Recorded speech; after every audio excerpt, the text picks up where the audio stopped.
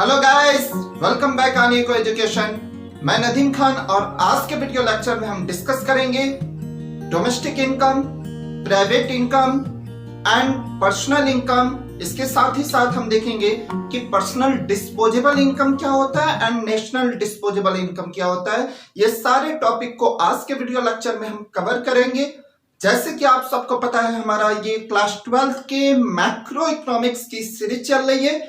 यहाँ पे हम इकोनॉमिक्स बड़े ही इजी वे में और थ्रू द कॉन्सेप्ट स्टडी करते हैं, तो इसलिए हमारे साथ ऐसे ही जुड़े रहें।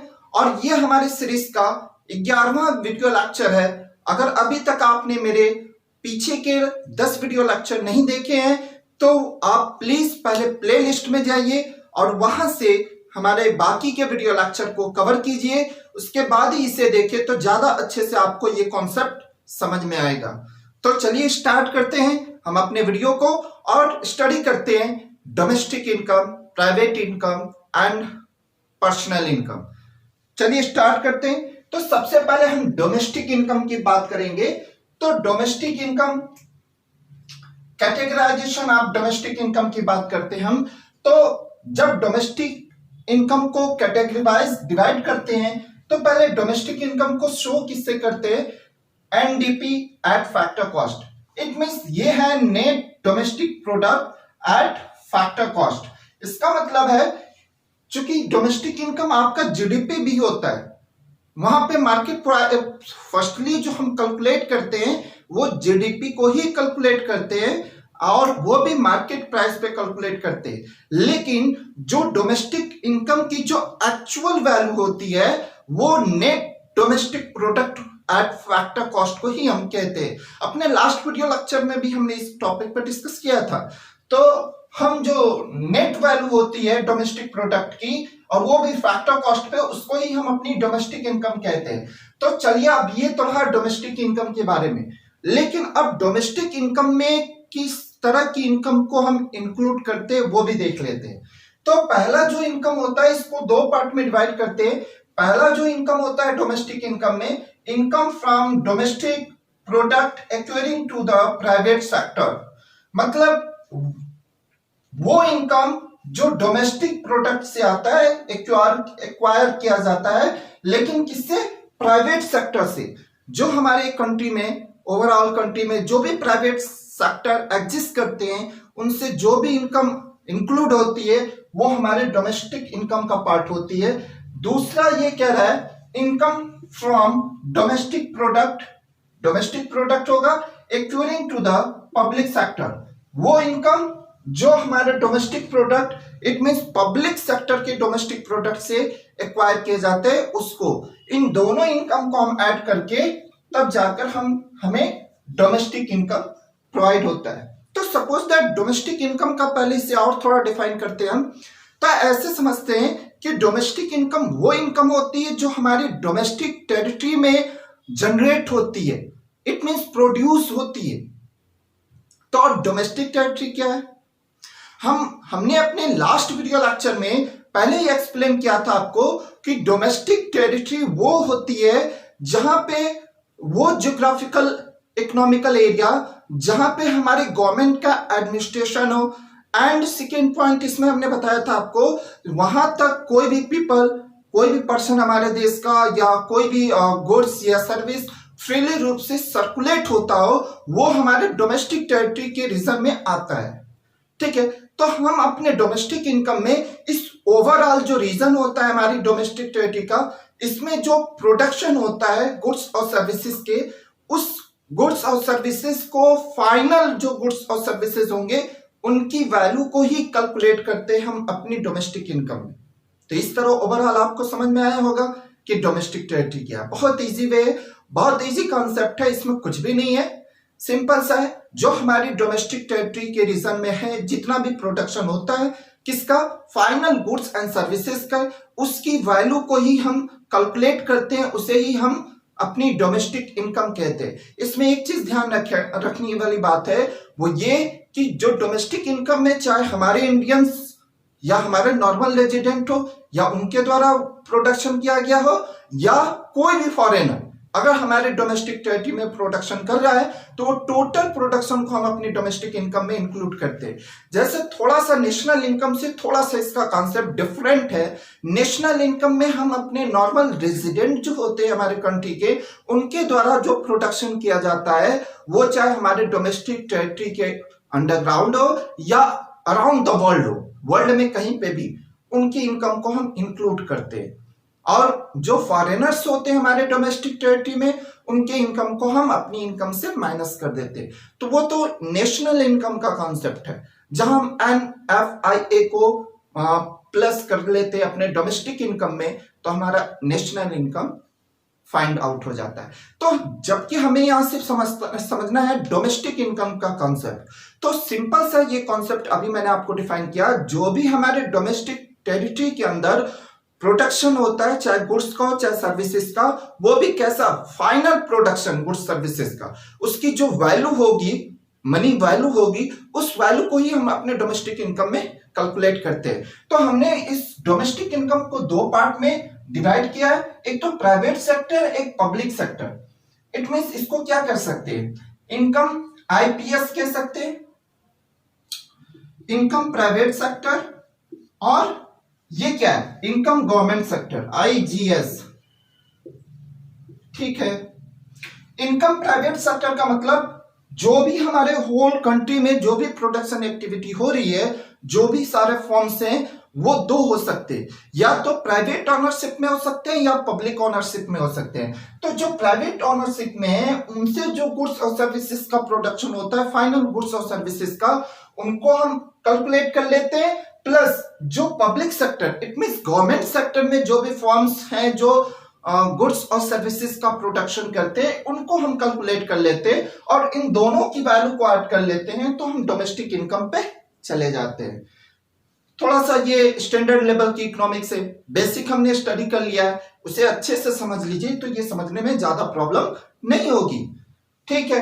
अब जो गवर्नमेंट सेक्टर है, इसे भी हम दो पार्ट में डिवाइड करते हैं। एक तो होता है इनकम फ्रॉम प्रॉपर्टी, मतलब इट मींस जो गवर्नमेंट की इनकम होती है या पब्लिक सेक्टर की इनकम होती है, वो कहां कहां से आती है। तो एक तो जो इनकम फ्रॉम प्रॉपर्टी, जो प्रॉपर्टी है गवर्नमेंट की, उससे जो इनकम जनरेट होती है, एंड एंटरप्रेन्योरशिप, जो सारी पब्लिक सेक्टर कंपनीज है उससे जो उसके ऑनरशिप से जो इनकम आती है वो, and accruing to the government administration departments. It means इतने ओवरऑल कंट्री में जो एडमिनिस्ट्रेशन डिपार्टमेंट है, उससे भी जो इनकम जनरेट होती है, उस इनकम को भी, इस सारी इनकम को कैलकुलेट कर लेते हैं। तो ये एक हमारा पार्ट हो जाएगा। एक होता है, ये तो हमारी गवर्नमेंट की इनकम हो गई।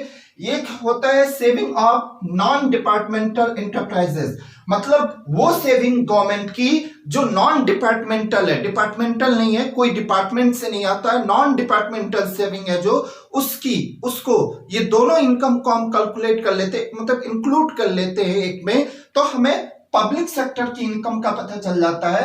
इट मींस गवर्नमेंट सेक्टर की इनकम का पता चल जाता है। तो ये government sector and public sector, private sector, इन दोनों की इनकम को हम ऐड कर लेते हैं, तो हम डोमेस्टिक इनकम फाइंड आउट कर लेते हैं।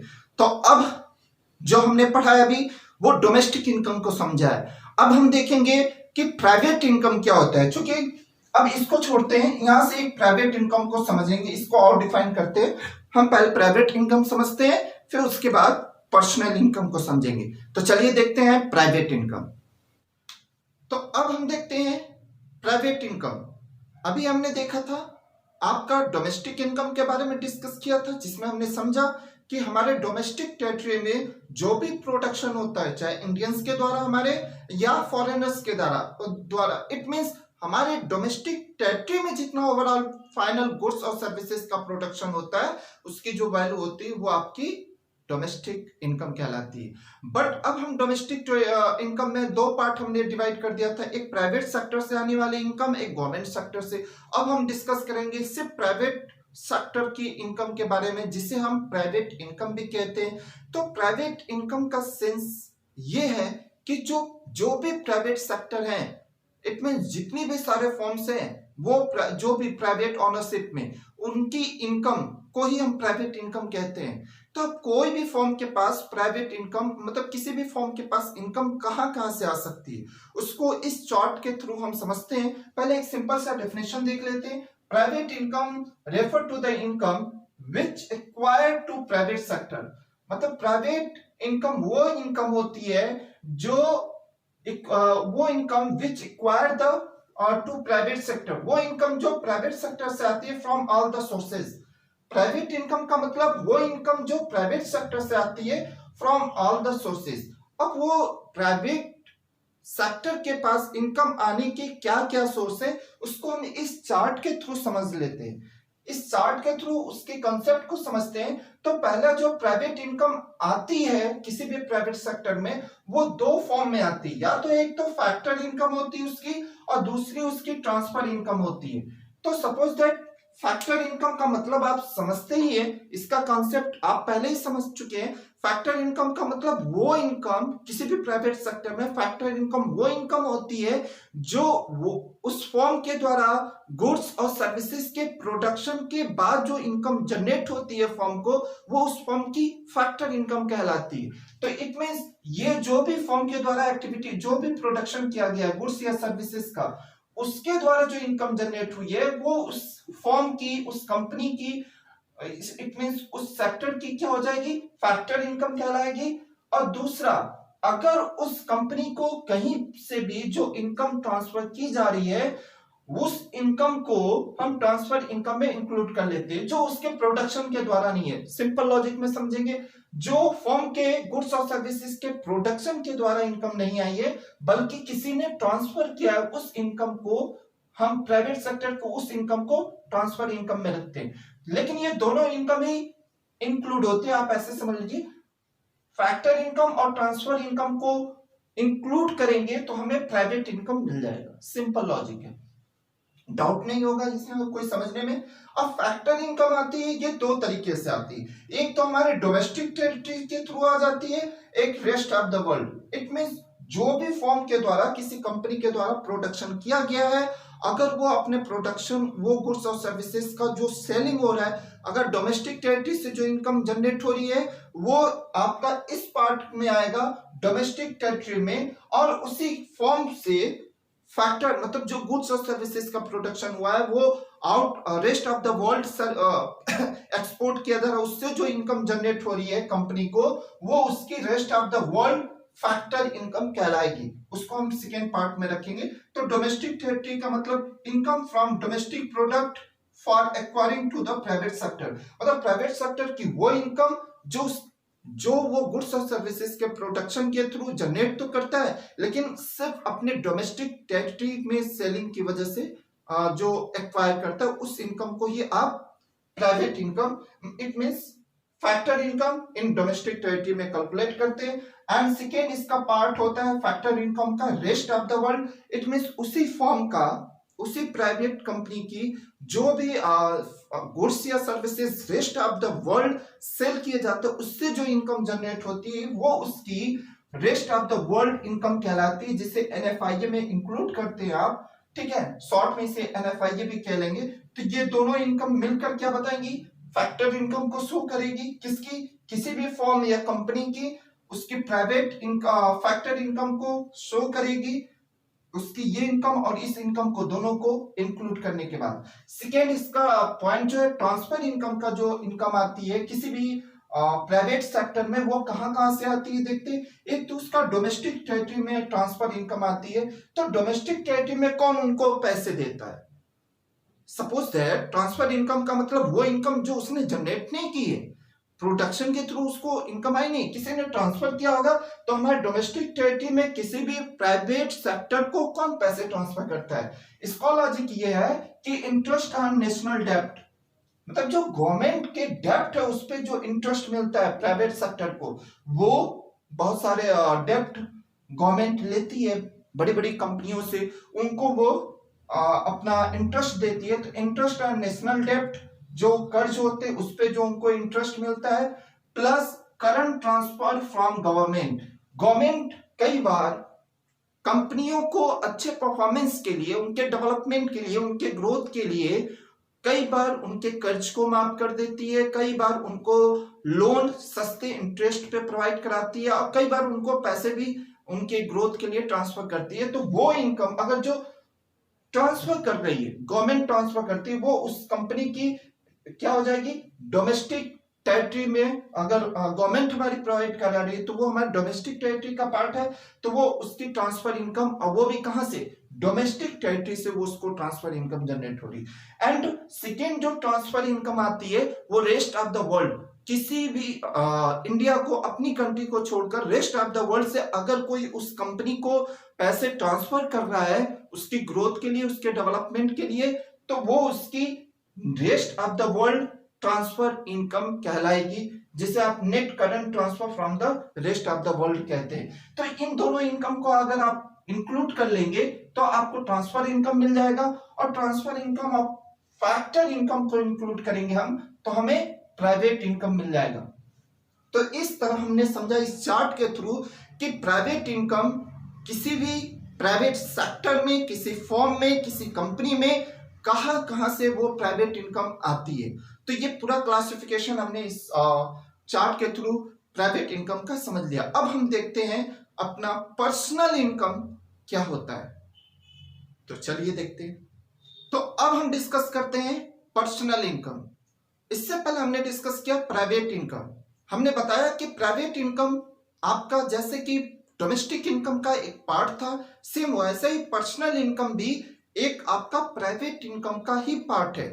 बट डिफरेंस इसमें इतना है कि जो प्राइवेट इनकम था वो आपका एक फॉर्म का इनकम होती थी।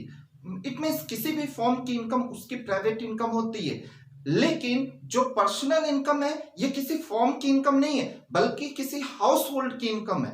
इट मीन सपोज दैट कोई भी हाउस होल्ड हो इसमें, तो उस हाउस होल्ड की इनकम को ही हम पर्सनल इनकम में डिनोट करते हैं। तो पर्सनल इनकम का मतलब जो सेंस है इसमें क्या कहते हैं, personal income is the sum total of all the income, वो सभी इनकम का टोटल जो actually receive by house hold, जो किसी हाउस होल्ड के द्वारा एक्चुअली रिसीव किया जाता है, उस टोटल इनकम के सम को हम पर्सनल इनकम करते हैं। वो चाहे किसी भी सोर्स से हो, ऑल सोर्सेस से, चाहे आपके फैक्टर इनकम से हो चाहे ट्रांसफर इनकम से हो, दोनों इनकम को यहां इंक्लूड कर देते हैं हम पर्सनल इनकम में। तो ये था आपका पर्सनल इनकम। इसका आपका फॉर्मूला जो होता है वो भी देख लेते हैं।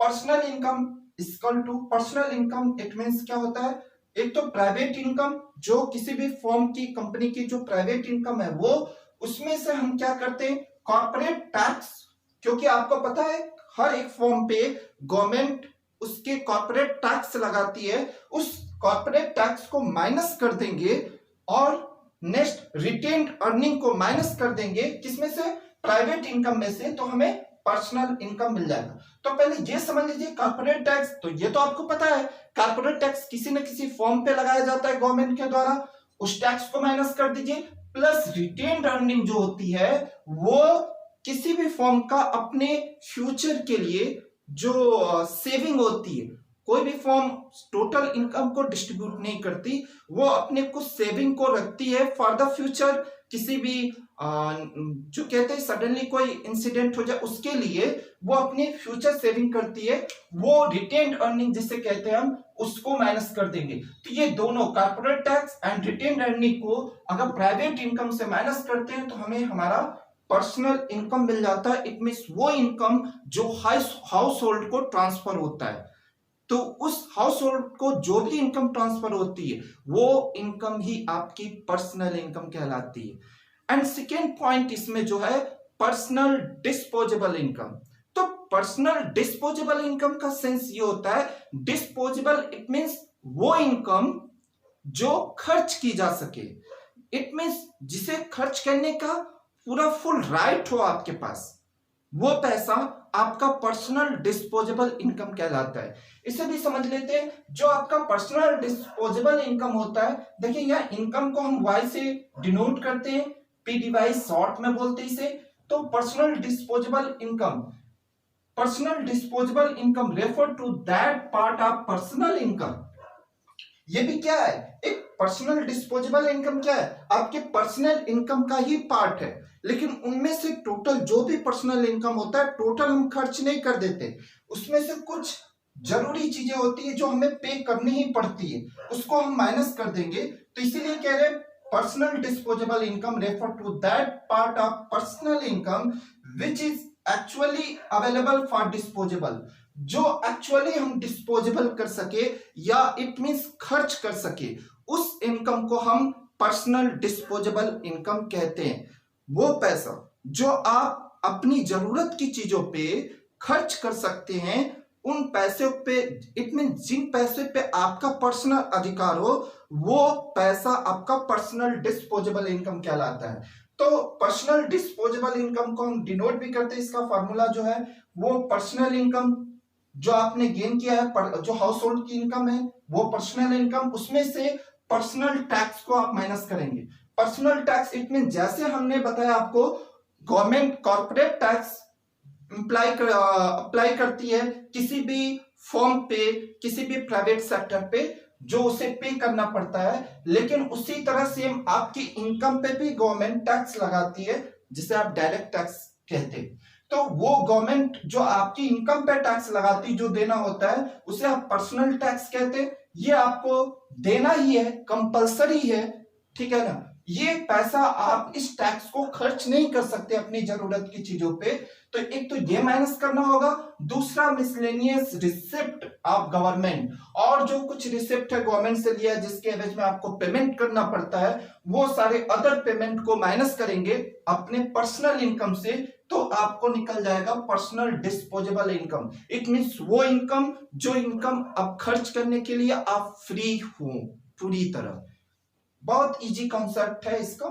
और या तो आप दूसरे वर्ड में ये भी कह सकते हैं कि personal disposable income it means personal consumption expenditure. देखिए पर्सनल कंजप्शन एक्सपेंडिचर, वो एक्सपेंडिचर मतलब वो जो आप अपनी जरूरत पे खर्च कर सके वो पैसा, प्लस पर्सनल सेविंग, आपकी जो सेविंग है पर्सनल, वो, उन दोनों को इंक्लूड कर देंगे आप, तो आपको पर्सनल डिस्पोजेबल इनकम मिल जाएगा। इट मींस वो पैसा हमारा जिसे हम खर्च कर सके अपनी जरूरत की चीजों पे, प्लस जो हमारी सेविंग है, इन दोनों को अगर हम इंक्लूड कर देंगे तो हमें पर्सनल डिस्पोजेबल इनकम मिल जाएगी। इट मींस वो इनकम जिसपे हमारा 100% राइट हो। तो ये हमने समझा पर्सनल डिस्पोजेबल इनकम। एक लास्ट टॉपिक रह गया आपका नेशनल डिस्पोजेबल इनकम, सेम इसी कैटेगरी में है। तो नेशनल डिस्पोजेबल इनकम भी वो इनकम होती है, national disposable income refer to the income, वो इनकम विच इज अवेलेबल किसके लिए, to the whole country for disposal. मतलब नेशनल डिस्पोजेबल इनकम वो इनकम होती है जो पूरे कंट्री के लिए आप खर्च कर सके। इट मींस जो कंट्री है, जो अपनी कंट्री, पूरे होल द कंट्री के लिए, वो पैसा जो पूरे होल द कंट्री के लिए कंट्री खर्च कर सकती है, गवर्नमेंट खर्च कर सकती है, उस पैसे को आप नेशनल डिस्पोजेबल इनकम कहते हैं।